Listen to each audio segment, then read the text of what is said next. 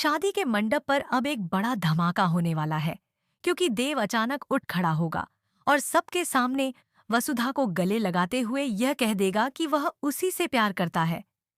आने वाला ट्रैक बेहद रोमांचक और भावनात्मक होने वाला है।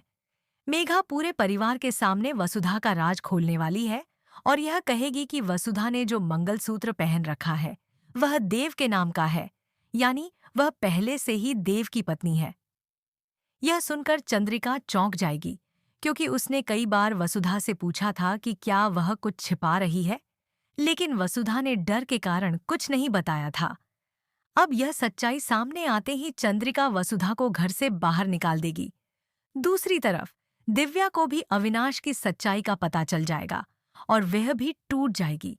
इन सब घटनाओं के बीच चंद्रिका चाहती है कि देव और मेघा की शादी जल्द से जल्द हो जाए, लेकिन मंडप पर बैठा देव जब वसुधा की भावनाओं को समझेगा तो उसे एहसास होगा कि वह वसुधा से सच्चा प्यार करता है और उसके बिना नहीं रह सकता।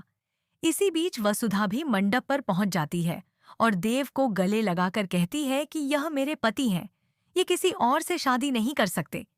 इस इमोशनल पल में देव और वसुधा एक दूसरे से अपने प्यार का इजहार करते हैं और एक दूसरे को गले लगा लेते हैं। यह देखकर मेघा की सारी योजना विफल हो जाती है, क्योंकि उसका मकसद वसुधा को बदनाम करना और देव को उससे नफरत दिलवाना था।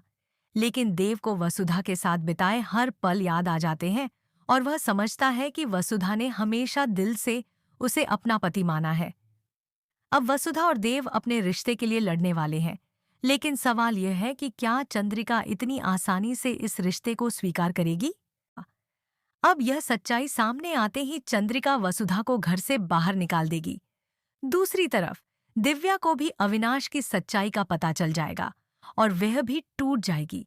इन सब घटनाओं के बीच चंद्रिका चाहती है कि देव और मेघा की शादी जल्द से जल्द हो जाए, लेकिन मंडप पर बैठा देव जब वसुधा की भावनाओं को समझेगा तो उसे एहसास होगा कि वह वसुधा से सच्चा प्यार करता है और उसके बिना नहीं रह सकता।